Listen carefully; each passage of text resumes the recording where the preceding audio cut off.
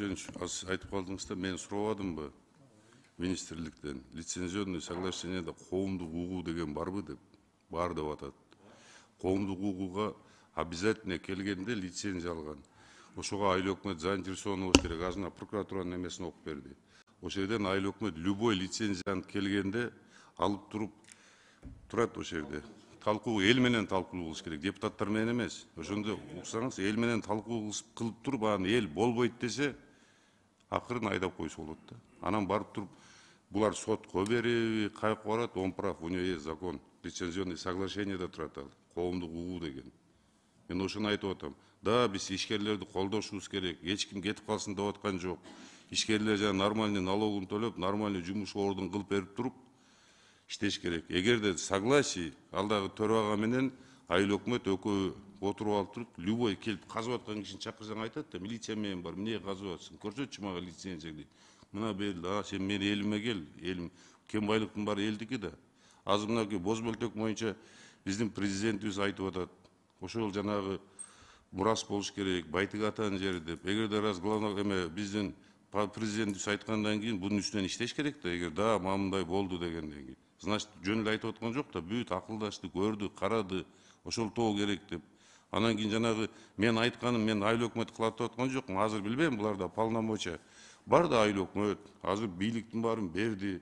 Азыр мынакей биз эмес, биз просто мурун баягы через парламент кетчи, 6-чы чакырылышта, 7-чи чакырылышка келдик. Президентский башкаруу берип атат бийликтин баарын. Аким жүрөт, аким эмне кылып жүрө жерде, губернатор эмне кылып жүрөт анда. Ошолор мынакей бул колунан келбесе акимге айтыш керек. Аким губернаторго айтыш керек, жанагы чакырыш керек органдар менен лицензия. Сиз айтып аткан айылдычы, ошол жерде эл макул болбой койду, лицензия кайра артка кайтарылат. Туура ушундайбы, кандай дейсиңер эме? Мыйзам өзү, закон такой же. Туура айтасыз. Лицензионный соглашениеде бар дейм ошондой. Мен жаңы пример келтирбедимби? Коомдук угууду эл менен кылыш керек. 10 депутат отуруп эле кол коюп берип коюп атат, балекеттин баары ошодон болуп атат.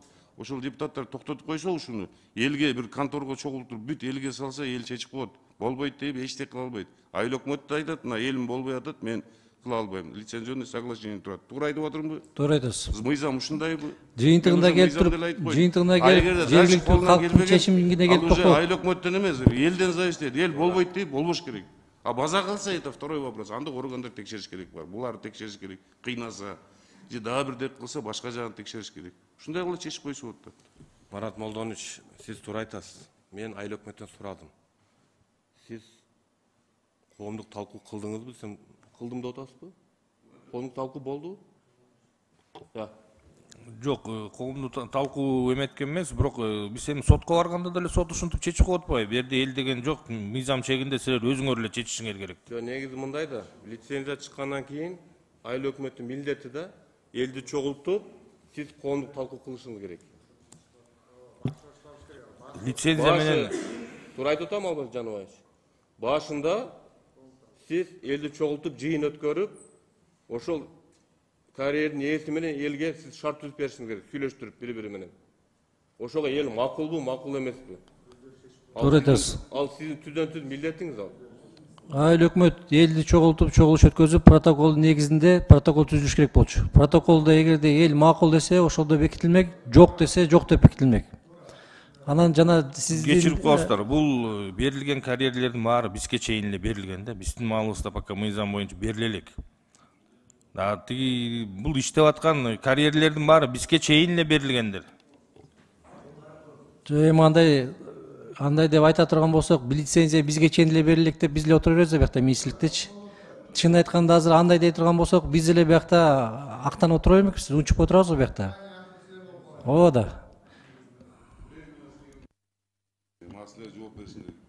Жооп беришиңер керек. А бул айыл өкмөт деле туура айтып атат. Бул ал убакта жок болчу. Бул карьерлер 15-20 жыл мурун берилген.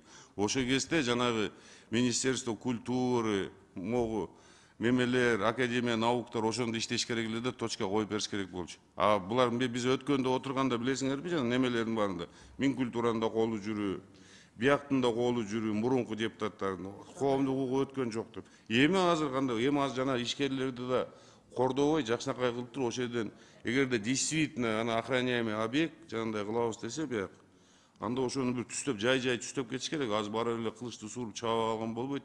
Бияктын да эл турат, бияктын да ошо кезде мисалы үчүн мүмкүн общественный слушание кылган элдер бар чыгат, алар да чыгат да биз кол коюп, ал кача албайт да текшерсе. А возможно бир 10 депутат эле чечип койгон ушуну. Акча алып туруп ошо кезде. Мына биз билбейбиз да. Аны уже жана прокуратура, органдар текшерип чыгыш керек. Ну, я говорю, а не народ, а депутаты. Ошодан кетет көп нерсенин баары. Жаңы сиз айтып аткан Замир мырза. Жана жерде айыл өкмөт айтып атсың го, жердин астында көмүр бар. Ошол жерде депутаттар эгерде сүйлөштүрүп чечип койсо, эл берди деп протокол түзүп берип коет, бүттү, ошо менен кетти. А самом деле эл билбейт. А элге салсаң, ошол жерде бир 3-4 саат ызы чуу болот. Анан бир немеге келет да, анан протокол түзүлүп, монча эл качты, мындай болду, могу качты деп туруп берип койсоң, булар эчтек кыла албайт, лицензияны артка азыбайт этишет. Өзү ушундай да негизи. Рахмат, урматтуу депутаттар. Кичине бир аз кыскартайлык. Бизде